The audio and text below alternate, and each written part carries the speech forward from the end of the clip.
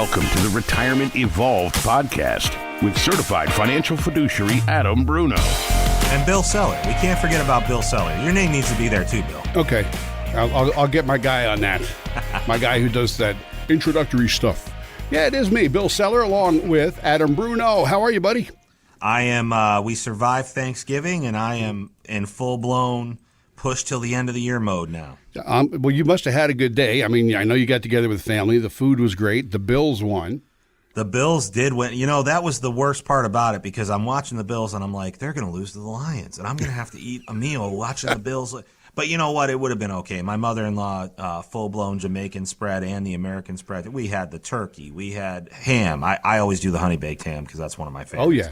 She made is there oxtail. Another one? Is there another No, one? that's what I'm saying. Everybody's like, what about this ham? I'm like, what? There's only honey-baked ham. What are we talking about here? And it's so easy, right? She made oxtail. She made fried chicken, which my mother-in-law does an amazing fried chicken. It's very crispy. And, a lot of good stuff. So we all sat down as a family, and I actually helped her prep because my wife and her other daughters were all getting their hair done and their lashes done on Wednesday. So, see, honey, I do contribute. You didn't go to get your hair done? No, my lashes aren't due for another 2 weeks or okay. so. Well, all right, good. And my hair, I'm trying not to cut it these days. I really don't want it to disappear. Well, because you know what they say, when you live with somebody long enough, you get on the same cycle. But maybe that's something else. I don't know. So I love you so much. I love you so much.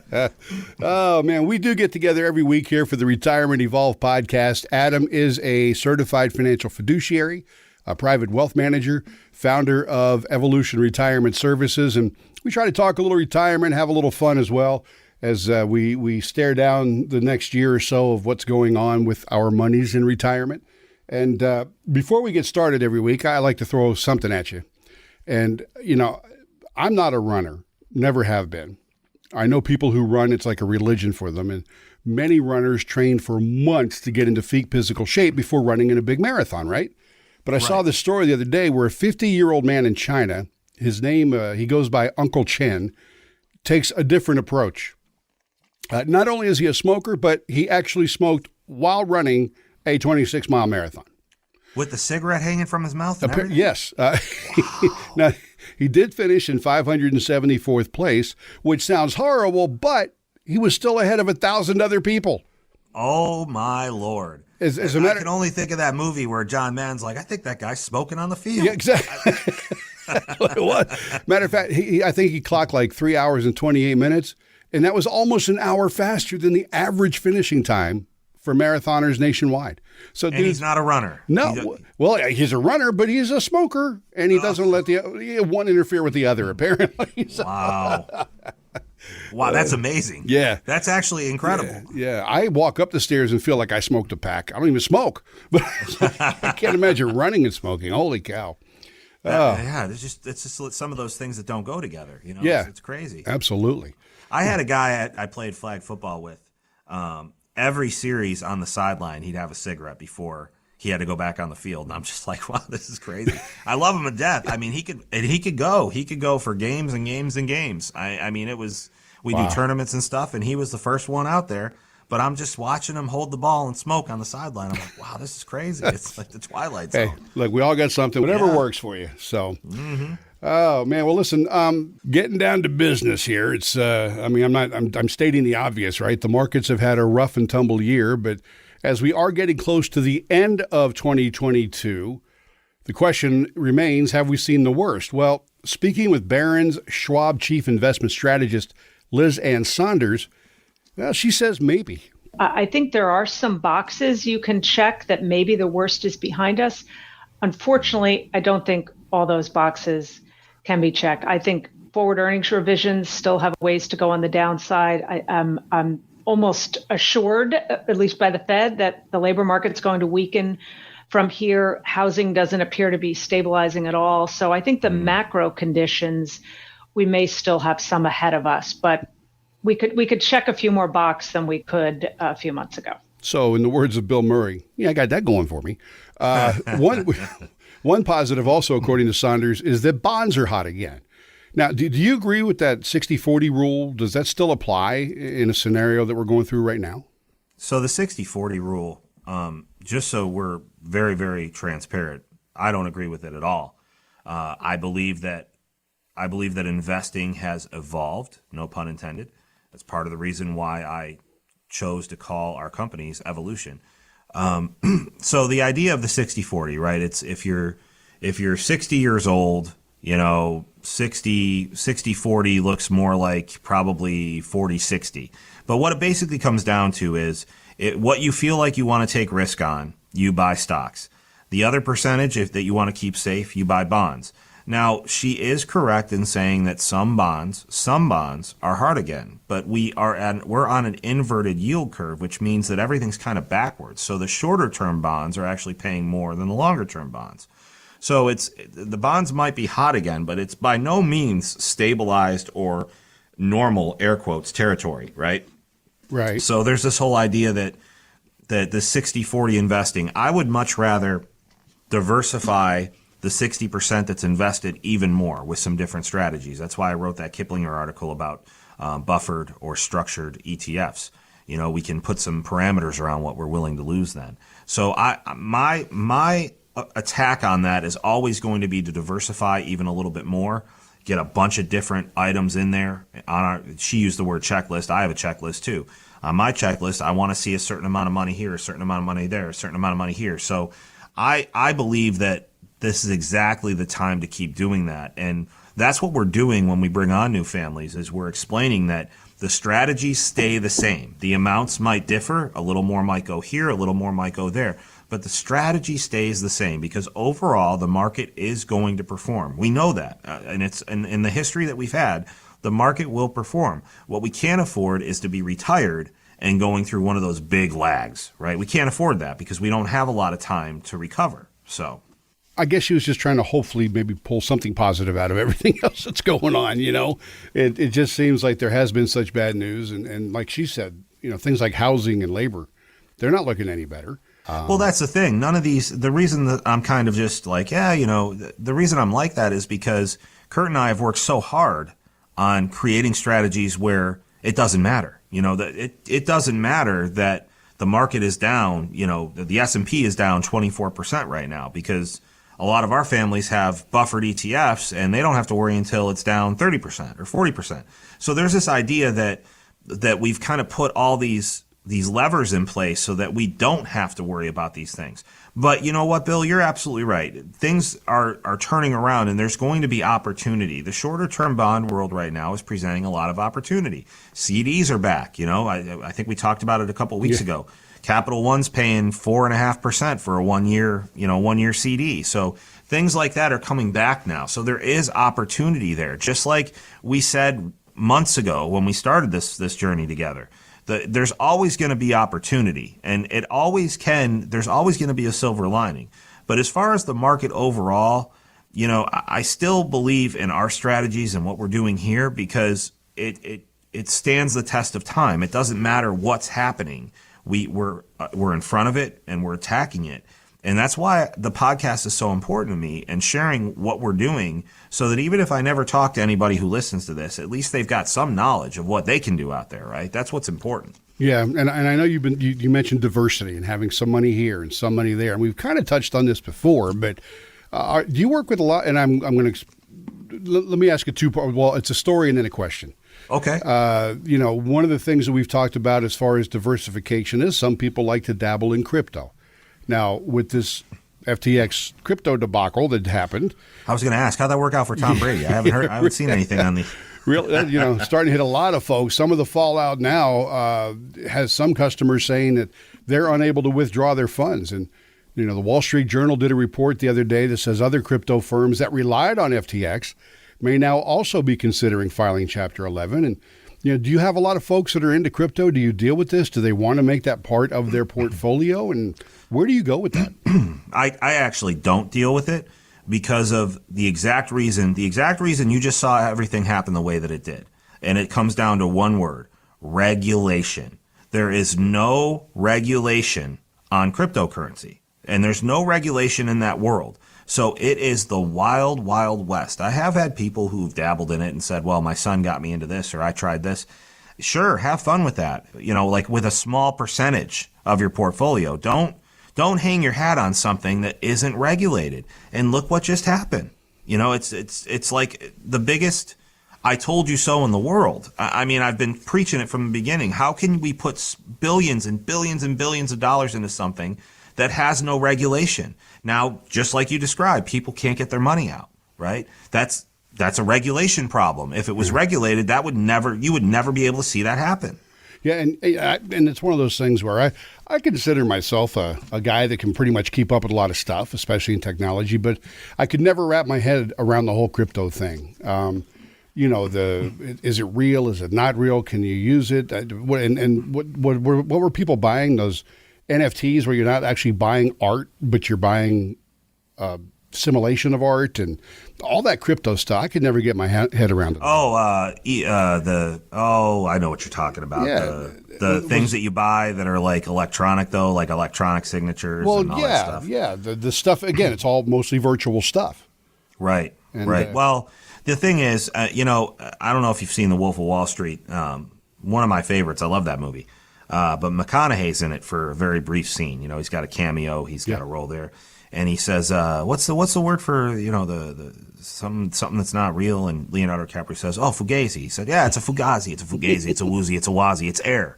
That's exactly what cryptocurrency is. It's air, right? I mean, it's not real in a sense that can I take my cryptocurrency and put it in my safe? No. I can put it on my zip drive, and then I might lose my zip drive, and then we can't keep track of how much cryptocurrency is actually really out there, how much Bitcoin is really out there, because they don't account for the amount of Bitcoin that's lost. There's not an infinite number of Bitcoin. There's a finite number of Bitcoin that are available. So when you can't even keep track of the amount of Bitcoins that nobody's going to be able to recover anymore, how does that affect the market? So it's just it's a fugazi, it's a fugazi, it's a woozy, it's a wazi. And I guess I'm curious too because I don't understand it enough. But do you pay like actual money that we have to get into that? So what you do is everything is so what you need in order to get in that world is Bitcoin. That's the actual That's the actual currency that you can use. Okay, so what you do is you take your money and you buy a piece of a Bitcoin, because I think one Bitcoin's, what is it up to now, 17,000, 18,000 or something? I have no idea. Yeah, I know. I didn't look today. I just don't even look anymore. But nobody's going to buy, I mean, some people do, but most people don't buy a whole Bitcoin. You buy a percentage of a Bitcoin. And then that money you put into what's called a digital wallet. And this is where this whole platform came from. Well, what if we had a platform where we can actually keep track of all that without having to have a digital wallet and then send our Bitcoin somewhere else to buy a different type of coin? So any other coin that you want to buy, you used to have to just use Bitcoin to buy the other coins because Bitcoin was the standard. Right. So, okay. I mean, that's how it used to work. It could be all different now, but for me, it's kind of like as soon as you say the word digital wallet, I'm out. I'm out on that. You know, I don't want to have to worry about digital currency and you know what's real and what's in there and all the fees that they charge. My gosh, they charge a lot of fees for the transactions. Wow. All right. Well, and I just looked it up real quick as we're recording this today. Bitcoin is just a little over $16,000. So. Oh, okay. So 16. Yeah. Okay. Yeah, I think it was like 17 something. Well, there you go. See, with everything so it's going down. Yeah, it's going down. Yeah, why not? Everything else has to, so, except for inflation. That's going up. Oh, man. One of the other things I wanted to bring up today, just because these are things that, frankly, I'm worried about. That's why I bring them up. It's all about me. Wait a minute, Bill. I just looked this up. NFTs, that's what they're called. Yeah. They're NFTs. It's like something that you trade that's completely electronic. Crypto art, sports collectibles, NFTs. Yeah, that's what it is. Non-fungible token or something like that. Yeah, that's exactly what it is. And once you start telling me I'm spending stuff with the word fungi in it, I'm like, I don't know.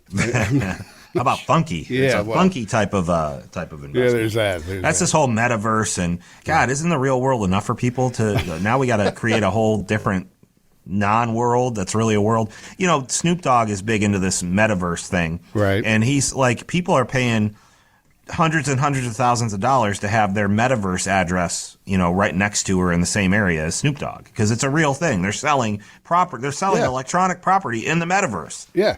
What is going on? You know what? I'm not buying.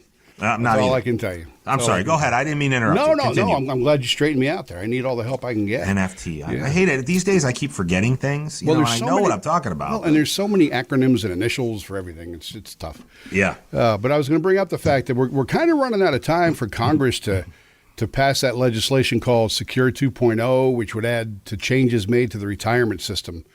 I guess back on the 2019 Secure Act, I was reading an article that CNBC had saying that they, under Secure 2.0, there would be an increase in the mandatory age for RMDs. Now, if that doesn't get signed and that doesn't happen, is that going to be a big deal for a lot of people, or yes? No? Honestly, we're talking about the difference of 72 to 75 now. Now they're trying to make it, 75 is the RMD age. I think the big deal is that we just keep kicking this tax can down the road. Eventually people have to realize that whatever's in their IRA, that's not the amount of money they have. The government still has a claim to that portion of money. So if you have $500,000 in an IRA, back out 30%, because if you wanted to take it all out right now, that's what you'd pay, 30%, So there's this idea that the longer that we wait for this RMD, the more chance there is for taxes to increase. And if taxes increase now the RMD is 75, the only person that helps is the IRS. Everybody's like all happy that they don't have to take some money now, but you still have to take it. It's just basically delaying the inevitable. You still got a broken leg. Right. You can delay it for another 2 years, but it's still a broken leg. I mean, that's the way it goes. So to me, it's just the longer we keep kicking this can down the road and not talking about this and not talking about Roth conversions and not talking about our tax environment right now, the harder it's going to be. You're right. I guess a lot of people kind of look at it like I always have friends who tell me, oh, I got such a big refund. And I have friends who say, well, why do you want a refund? That just means that they had your money. Right? Of course. So I guess people look at it the same way with the difference in the age. Good, I don't have to take it out yet. But if I take it out in 3 years, you're right. Taxes could be higher and I could actually be losing more. Well, what I always file an extension, and then rather than giving it all to them at once, I sign up every year. I'm doing an installment plan, right? Because I'm not giving them $20,000, $30,000 all at once. I'm not doing it. And you know what? What are they going to do with it if I give it all to them? I mean, are they going to? It's a ridiculous notion right now. I think any successful family would agree with me. No, why give them more money to waste? Adam, you're missing the point. The government takes our taxes and they do wonderful things with all that money. I'm sorry, Bill. You're right. Have you not seen? I haven't seen. I'll tell you what. I saw a real big pothole on my way to work today that I drove through. I saw that. I see. Everybody's so concerned about an imaginary world that we're creating rather than our own world. Like to me, it's insane. The wheels are off the rails now. That's what's happening. Yeah. Too bad taxes aren't imaginary. But, yeah, that'd be great. I'm going to pay meta taxes this year. That's like I always tell everybody. You say, well, I have a lot of friends. Well, we should actually pay more taxes. We're one of the lower. How about if we just spend the taxes we're paying now more efficiently and better, and then see how much more we need. Right? Bill, careful. That sounds a whole lot like common sense. You know what happens when we try to use common sense in this country. My bad. Sorry, I didn't know that was out loud. I apologize. Oh, man. Well, listen. You know what I am excited about? I got to say this. Yeah. I'm excited about, and this is going to be so controversial that I bring this up. I'm excited that we're all on the same page in this government now about marriage and the way marriage works. I'm excited that we've just agreed that everybody can marry whoever the heck they want to marry. That doesn't mean you have to marry somebody you don't want to marry. And it doesn't mean anything other than people can marry who they're in love with, who they feel like they're in love with. I know I'm normally a very conservative guy, but I got to tell you, I don't think there's a family out there that isn't affected by this in some way. And I'm really impressed with the way that we came together on this as a country, because we could have let it divide us and continue to stick to our, beat our desk and say this is not right or this is right, and everybody could have had huge fights about this. But I've seen some staggering numbers over the last few months. We've gone from 30% of the country feeling like same-sex marriage was okay to now 60 or 70% of the country feeling that it's okay.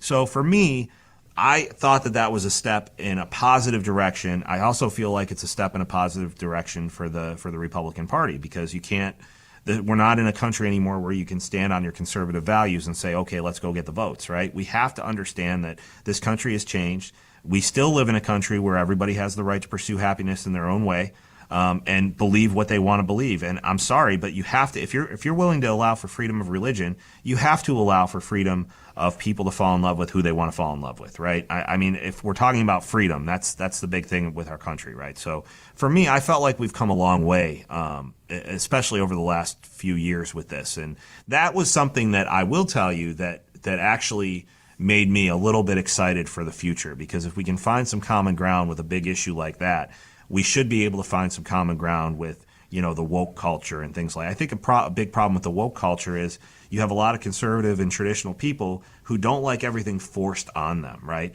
Now, if those same people went out and met somebody who was woke or one of their family members was woke, right, using the popular term, you're going to have a whole different conversation than sitting behind your keyboard and bashing something. If it affects you in real life, it's a lot different, right? Yeah, so absolutely. And as far as my angle of looking at the woke culture, as we call it, right? That's the word that we're using now, is that I find it interesting sometimes, though, that the woke culture is those who want to be accepted for who they are, who they love, and all of this. However, should you disagree, it gets pretty. There's no tolerance for disagreement. Exactly. I think the problem is that it's really like, this is the way we feel and this is the way you should feel too. Well, wait a minute. Yeah. You can't just hit.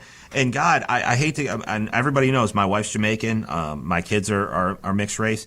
Go back to slavery in this country. Go back to, the civil rights movement.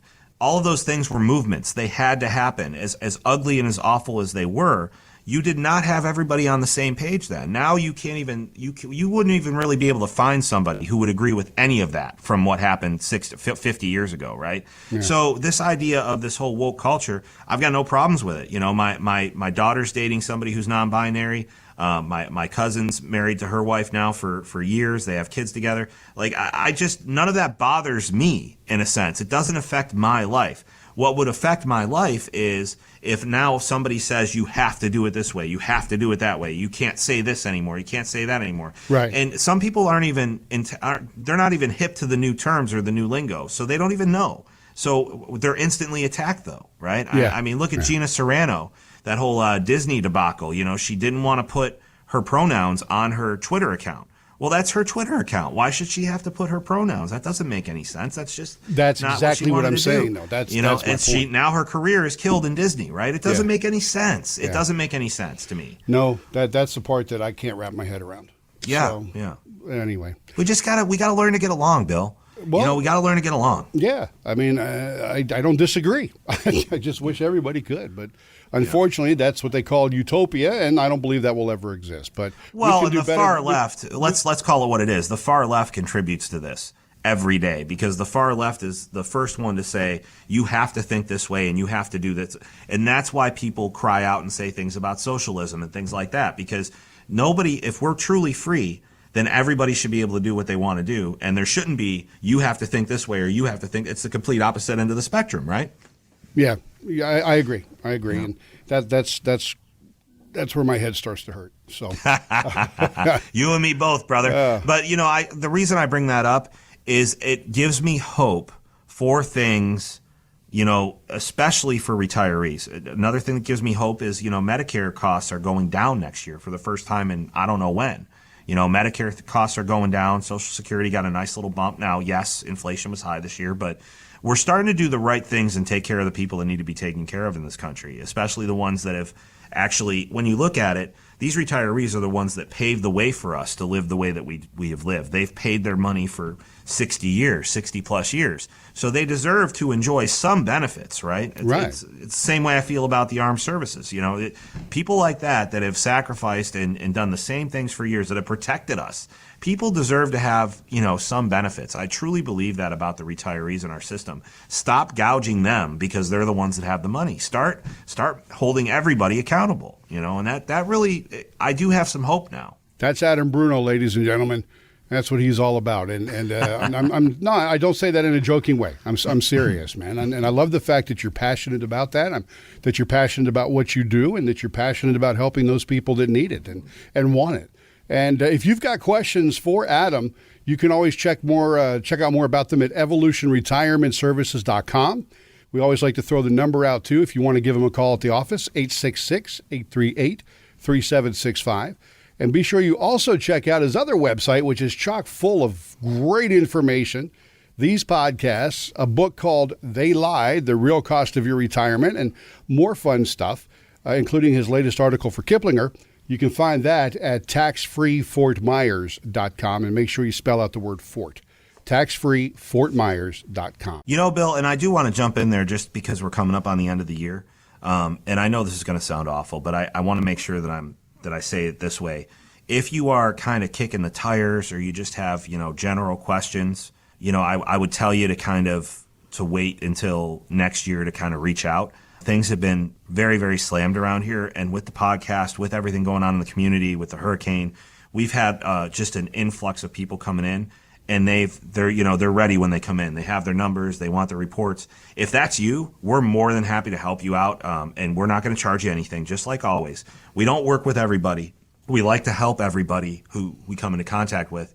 I have to put a caveat to that now just because we're at the end of the year. If you really do want the help, just make sure that you have all of your numbers, specifically what you'd like to know, what you want to ask about.